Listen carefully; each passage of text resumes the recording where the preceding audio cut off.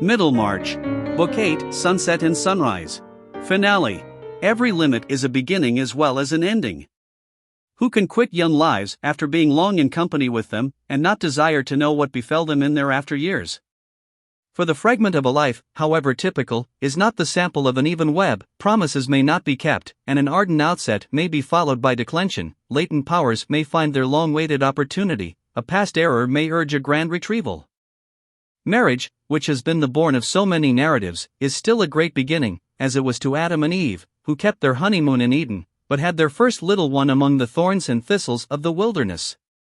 It is still the beginning of the home epic, the gradual conquest or irremediable loss of that complete union which makes the advancing years a climax, and age the harvest of sweet memories in common. Some set out, like crusaders of old, with a glorious equipment of hope and enthusiasm and get broken by the way, wanting patience with each other and the world. All who have cared for Fred Vincy and Mary Garth will like to know that these two made no such failure, but achieved a solid mutual happiness. Fred surprised his neighbors in various ways. He became rather distinguished in his side of the county as a theoretic and practical farmer, and produced a work on the cultivation of green crops and the economy of cattle feeding which won him high congratulations at agricultural meetings.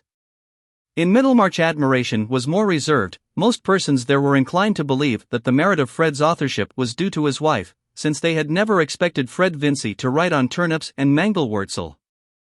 But when Mary wrote a little book for her boys, called Stories of Great Men, taken from Plutarch, and had it printed and published by Grip and Company, Middlemarch, everyone in the town was willing to give the credit of this work to Fred, observing that he had been to the university, where the ancients were studied, and might have been a clergyman if he had chosen.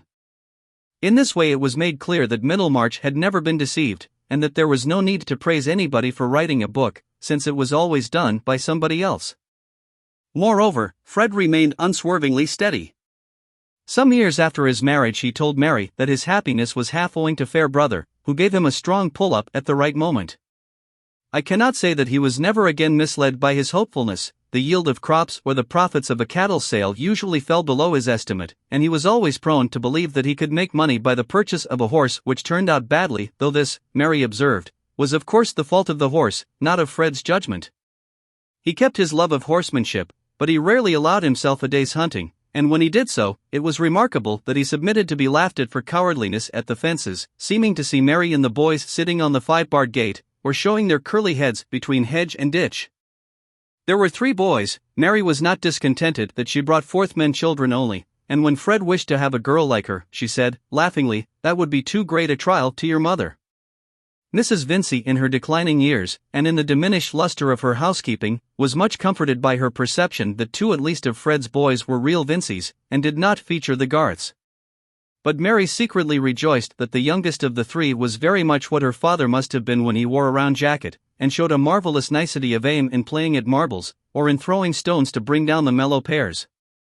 Ben and Letty Garth, who were uncle and aunt before they were well in their teens, disputed much as to whether nephews or nieces were more desirable, Ben contending that it was clear girls were good for less than boys, else they would not be always in petticoats, which showed how little they were meant for, whereupon Letty, who argued much from books, got angry in replying that God made coats of skins for both Adam and Eve alike. Also it occurred to her that in the East the men too wore petticoats.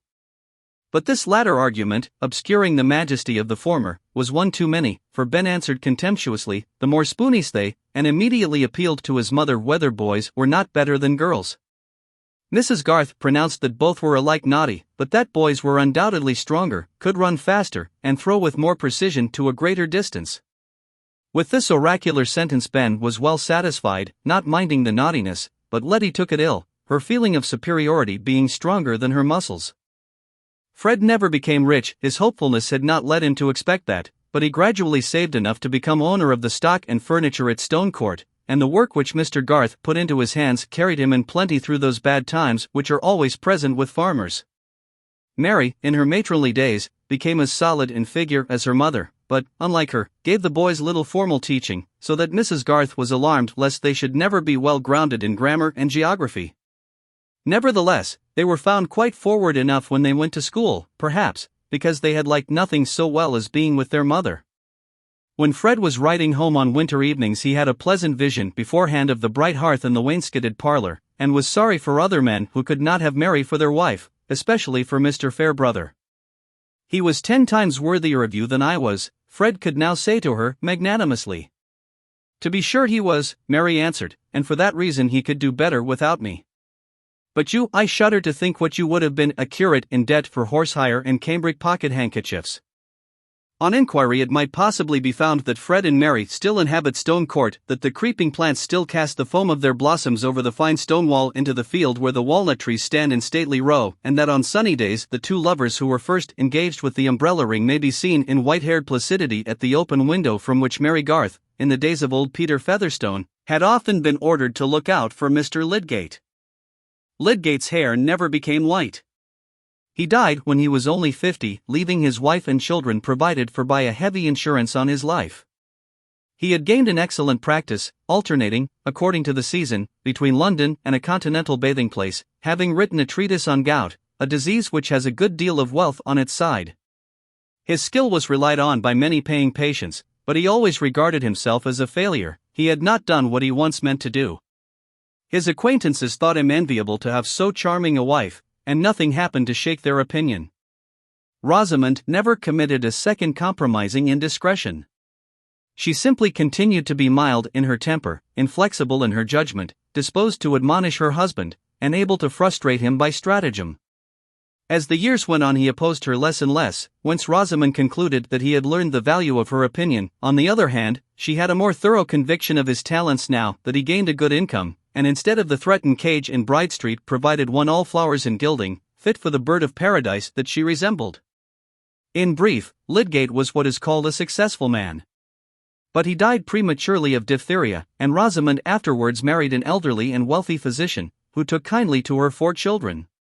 She made a very pretty show with her daughters, driving out in her carriage, and often spoke of her happiness as a reward. She did not say for what, but probably she meant that it was a reward for her patience with Tertius, whose temper never became faultless, and to the last occasionally let slip a bitter speech which was more memorable than the signs he made of his repentance. He once called her his basil plant, and when she asked for an explanation, said that basil was a plant which had flourished wonderfully on a murdered man's brains. Rosamond had a placid but strong answer to such speeches. Why then had he chosen her? It was a pity he had not had Mrs. Ladislaw, whom he was always praising and placing above her. And thus the conversation ended with the advantage on Rosamond's side. But it would be unjust not to tell that she never uttered a word in depreciation of Dorothea, keeping in religious remembrance the generosity which had come to her aid in the sharpest crisis of her life. Dorothea herself had no dreams of being praised above other women, feeling that there was always something better which she might have done, if she had only been better and known better.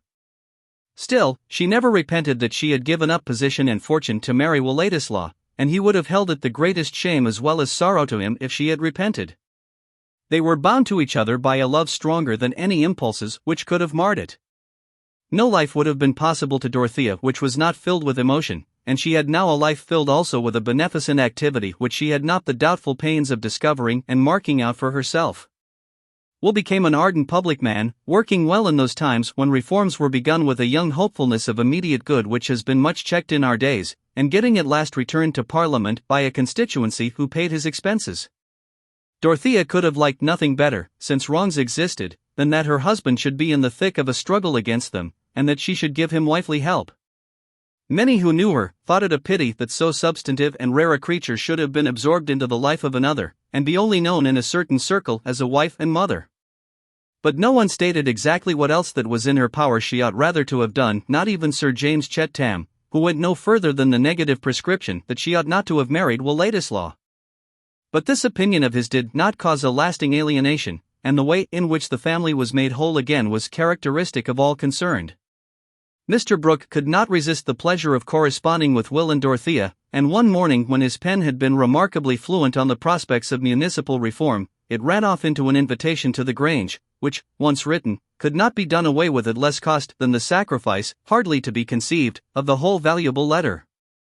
During the months of this correspondence Mr. Brooke had continually, in his talk with Sir James Chettam, been presupposing or hinting that the intention of cutting off the entail was still maintained, and the day on which his pen gave the daring invitation, He went to Freshet expressly to intimate that he had a stronger sense than ever of the reasons for taking that energetic step as a precaution against any mixture of low blood in the air of the Brooks. But that morning something exciting had happened at the hall.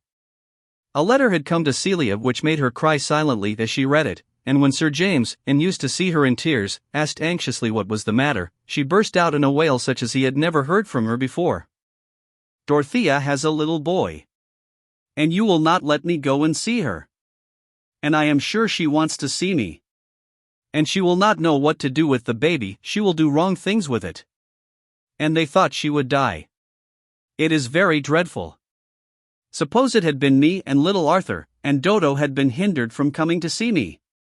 I wish you would be less unkind, James." "Good heavens, Celia," said Sir James, much wrought upon, "what do you wish?" "I will do anything you like. I will take you to town tomorrow if you wish it." And Celia did wish it. It was after this that Mr. Brooke came, and meeting the baronet in the grounds, began to chat with him in ignorance of the news, which Sir James for some reason did not care to tell him immediately. But when the entail was touched on in the usual way, he said, "My dear sir, it is not for me to dictate to you, but for my part one would let that alone. I would let things remain as they are."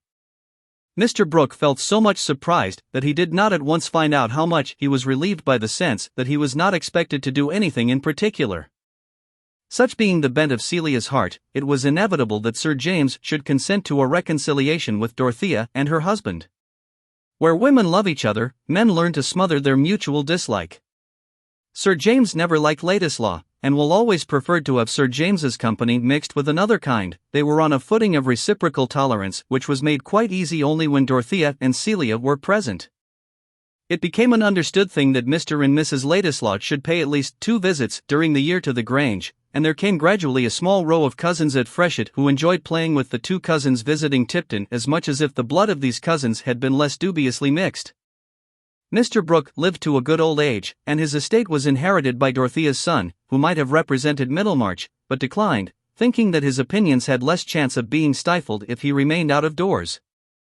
Sir James never ceased to regard Dorothea's second marriage as a mistake, and indeed this remained the tradition concerning it in Middlemarch, where she was spoken of to a younger generation as a fine girl who married a sickly clergyman, old enough to be her father, and in little more than a year after his death gave up her estate to marry his cousin young enough to have been his son, with no property, and not well born.